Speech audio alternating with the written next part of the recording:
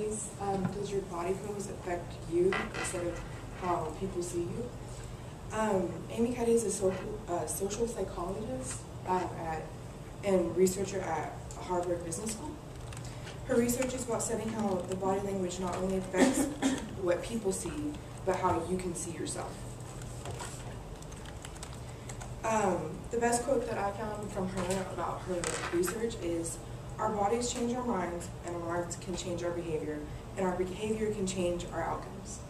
If you change how you view yourself, or how you stand and how you act and the poses you make, you can change how you think and feel about yourself. You can become more confident and more outspoken and just change how you feel and present yourself, I guess.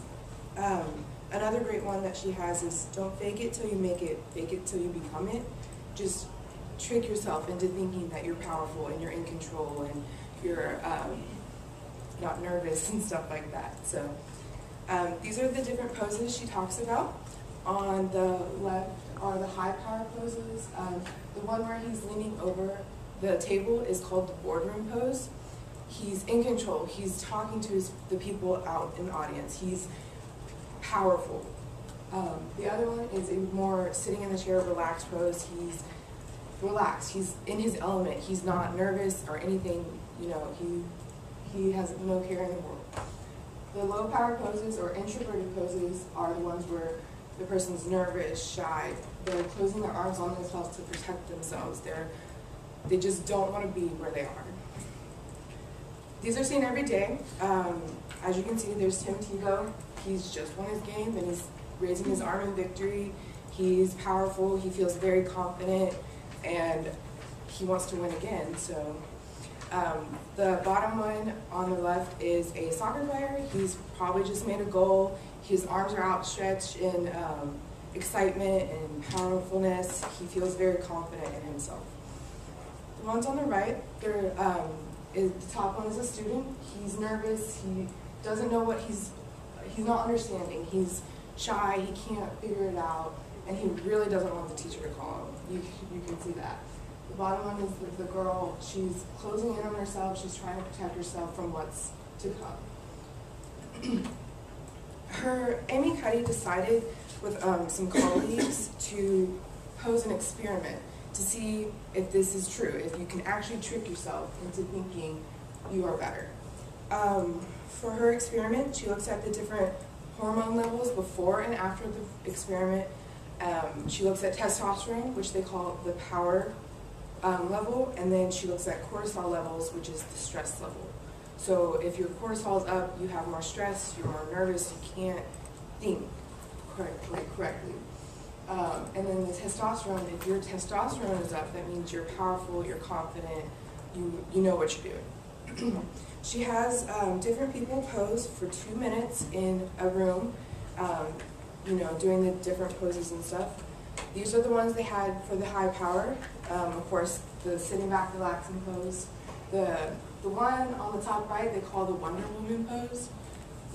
It's seen every day.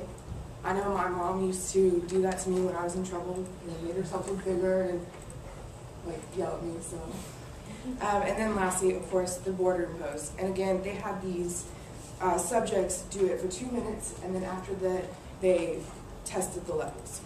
These are the low power poses. Again, arms are closed in.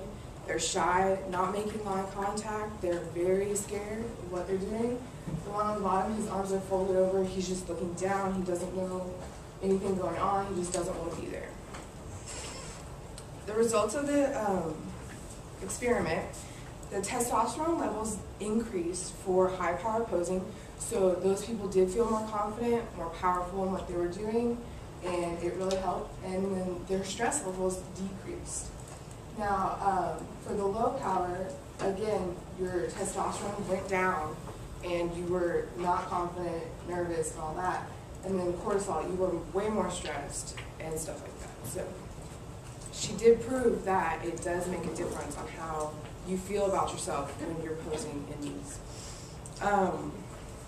With her experiments, she has not only proved that body language can affect others, how others see you, but you can affect yourself.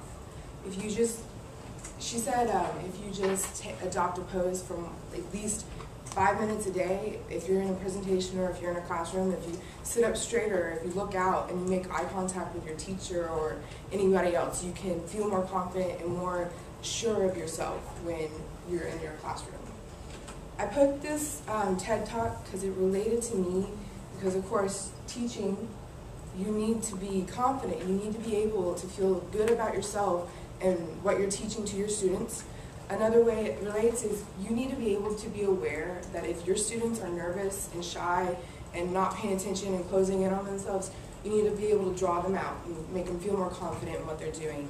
You need to be able to adapt to those kind of students and make them feel better about themselves so they will participate more and will learn better. And